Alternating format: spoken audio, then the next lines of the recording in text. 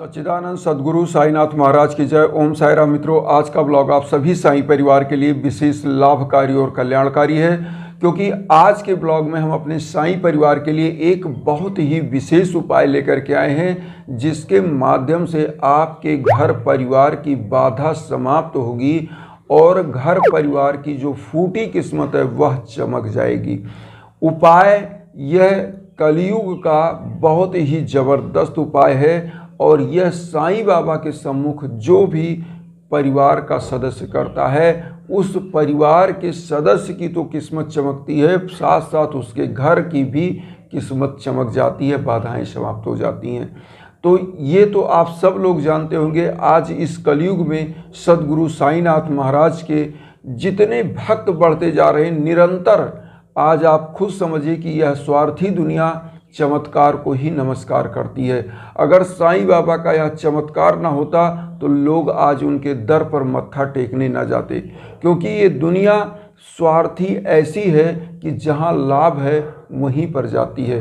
तो आज आप समझ सकते हैं कि बाबा का कृपा दृष्टि कैसे बनता है, और इसी उपाय को हम लेकर के आए हैं, जो बाबा के सम्मुख ही इस उपाय को करना है। क्योंकि बाबा एक चमत्कारिक पुरुष थे, एक अवतारिक पुरुष थे, और जिनके माध्यम से आप लोगों का जीवन कृतार्थ हो, ऐसी उपाय हम लेकर आते हैं डेली, कि आपका जीवन आगे बढ़े, सुखमय हो। और मेरा उद्देश्य भी यही है कि हम साईं बाबा के चरण की धूल भी बन करके अगर आप तक कुछ रेमेडी पहुंचा पाएँ तो यही मेरे जीवन का जो है एक लक्ष्य होगा, और आपका जीवन हमेशा सुखमय हो। इस चीज़ को ध्यान में रखते हुए हम उपाय लाते हैं। तो आज का उपाय क्या है, सबसे पहले आप ध्यान से सुनिएगा।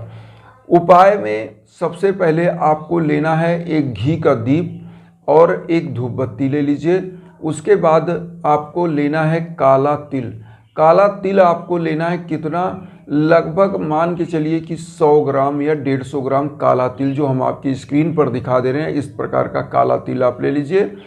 और साईं बाबा के सम्मुख कुछ पुष्प आप बाबा को वहाँ पे रख लीजिए चढ़ाने के लिए। और आपको क्या करना है, पीला हल्दी चावल मिला के रख लीजिए। सबसे पहले आप नहा धो लीजिए पवित्रता के साथ, और उसके बाद मन में श्रद्धा और सब्र रख करके बाबा की पूजा करिए। आसन कैसे लगाना है, बाबा का कोई एक छोटा सा फोटो ले लीजिए, छोटी सी मूर्ति ले लीजिए और एक पीला आसन बिछाइए और उस पर स्थापित कर दीजिए। उसके बाद आप क्या करिए, एक थाली में छोटे से कटोरी में दीप प्रज्वलित कर लीजिए और एक धूप बत्ती प्रज्वलित करके वहीं पर स्थापित कर दीजिए। तो ये करने के बाद, और साईं बाबा का कोई भी मंत्र करने से पहले आपको करना क्या है, बाबा को वो हल्दी का जो पीला चंदन आपने चावल डाल के वो अक्षत चंदन बाबा के पैरों में लगाइए, और उसी के बाद उस चीज़ चंदन को आप अपने मस्तक पर लगाइए। अब आपको बैठना है काला तिल लेकर के। अगर आपके घर में बाधा है, बहुत ध्यान से सुनिएगा, अगर आपके घर में बाधा है तो आपको करना क्या है, इस काले तिल को आप बाबा के सम्मुख एक मंत्र का जाप करते हुए 7 बार 7 चुटकी में चढ़ा दीजिए और किसी कागज़ में रख लीजिए। 7 चुटकी चढ़ाने के बाद कौन सा मंत्र बोलना है वो हम आपकी स्क्रीन पर दे रहे हैं। मंत्र है ओम अनंत कल्याण गुणाय नमः। ओम अनंत कल्याण गुणाय नमः। इस मंत्र का जाप करिएगा और 7 बार ये काला तिल बाबा के श्री चरणों में टच करा के किसी पात्र में रख लीजिए। इसके बाद आपको करना क्या है, इस तिल को समस्त सदस्यों को आप टच करा दीजिए, पूरे परिवार के सदस्यों को टच करा दीजिए। और उसके बाद किसी बहते हुए जल में इस तिल को आपको प्रवाहित करना है। और यहाँ पर जैसे कि हमने बताया था कि शनिवार या बृहस्पतिवार 2 दिन में से, मतलब सैटरडे और थर्सडे में से कोई एक दिन इस उपाय को आपको करना है। हफ्ते में आपको मान के चलिए एक बार। और इस प्रकार से ऑल लाइफ, अगर आपके जीवन में जब भी कष्ट आए तो 2 बार 3 बार 7 बार, जितना आप शनिवार या बृहस्पतिवार करते हैं तो बृहस्पतिवार इतना आप कर लीजिए। और इस तिल को बहुत ज़्यादा नहीं, 100 ग्राम तिल आपको लेना रहता है। और उसके बाद किसी बहते जल में प्रवाहित करिए। अगर आपके किसी परिवार पर बाधा है तब आप समझें कि क्या करना है। जो परिवार साईं बाबा के सम्मुख बैठा हुआ है, पुष्प चढ़ा दे, बाबा को अक्षत का चंदन हल्दी वाला लगा ले, अपने मस्तक पर लगा ले, घी का दीप प्रज्वलित कर ले, वही धूप बत्ती प्रज्वलित कर ले और 7 बार 7 चुटकी जो 100 ग्राम आपने तिल लिया है अपने ऊपर से क्लॉकवाइज 7 बार घुमा करके, अपने सर से घुमा के उतारा जिसको बोलते हैं करके किसी कागज़ पर रख लीजिए और इसको बहते हुए जल में ही डालना है और नहीं डाल सकते तो किसी पीपल वृक्ष के नीचे रख देना है।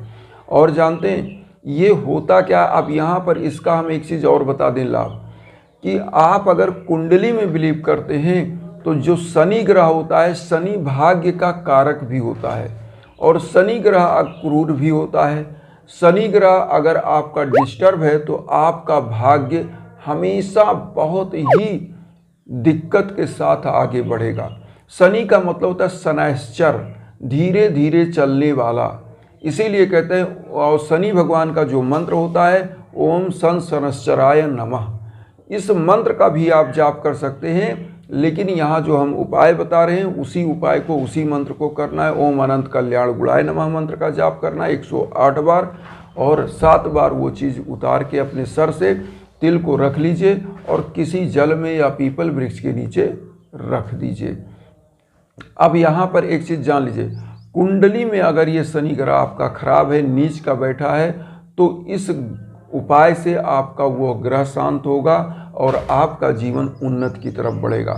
अगर आपके घर में भीषण बाधा है तो यहाँ समझिए कि जो कहते नहीं कि शनि आपका खराब चल रहा है, लोग आजकल या कहीं भी आप देखे होंगे कि लोग ऐसा एक कहावत बोलते हैं या ऐसा मजाक करते हैं कि यार तुम्हारा तो शनि खराब चल रहा है, 7.5 चल रही। क्यों कहते हैं लोग?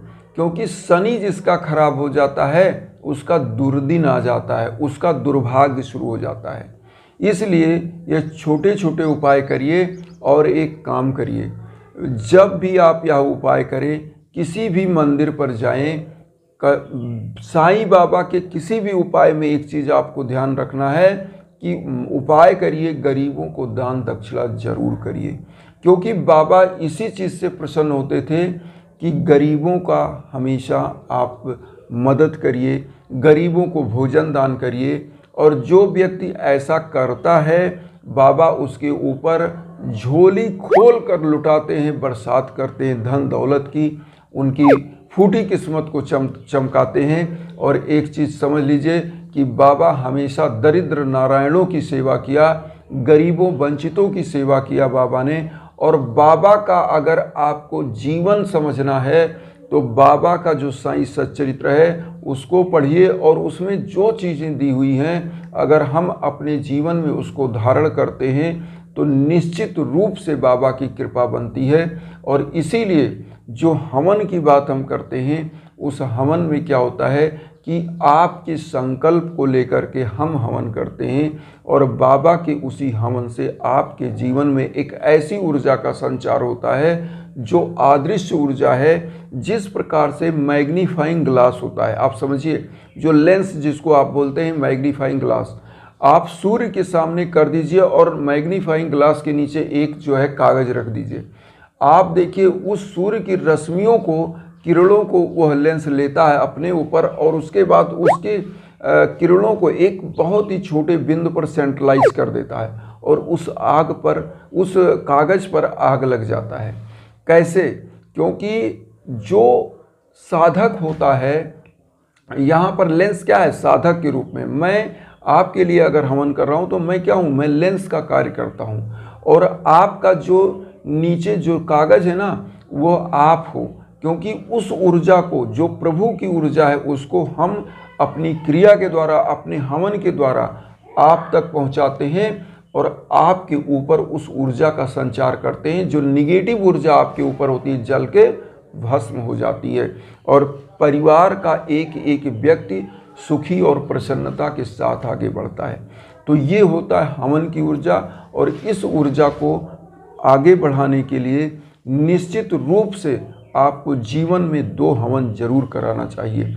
और फिर देखिएगा दाम्पत्य जीवन, धन की कमी, दुख, दरिद्रता सब कुछ समाप्त होगी और परिवार हमेशा निरंतर प्रगति के पथ पर चढ़ेगा और फूटी किस्मत हमेशा चमक जाएगी और परिवार का जो दुर्दिन है वह समाप्त हो जाएगा। इन्हीं भावनाओं के साथ एक चीज़ मैं आपसे कहना चाहूँगा कि मेरी जो विचारधारा है वो वसुधैव कुटुम्बकम की विचारधारा है और उस विचारधारा को आगे बढ़ाने के लिए आपका सहयोग, आपका आशीर्वाद नितांत आवश्यक है, क्योंकि आपके आशीर्वाद के बिना, चैनल को सब्सक्राइब किए बिना हम लोग जुड़ नहीं सकते। क्योंकि होता क्या है, जब आप सब्सक्राइब किए रहते हो तो चैनल की चीज़ें आप तक पहुंचती रहती हैं और आप उसका लाभ प्राप्त करते रहते हो। और जब आप हमें परिवार बना लेते हैं और हम आपको परिवार बना लेते हैं तो एक दूसरे का सहयोग बनता रहता है। इन्हीं भावनाओं के साथ एक चीज़ और कहेंगे कि उन साईं भक्तों तक वीडियो को जरूर शेयर करिए जो किन्हीं कारणों से कष्ट में, दुख में है, क्योंकि यह आपका भी कर्तव्य है, मेरा भी। इन्हीं भावनाओं के साथ ओम साईं राम।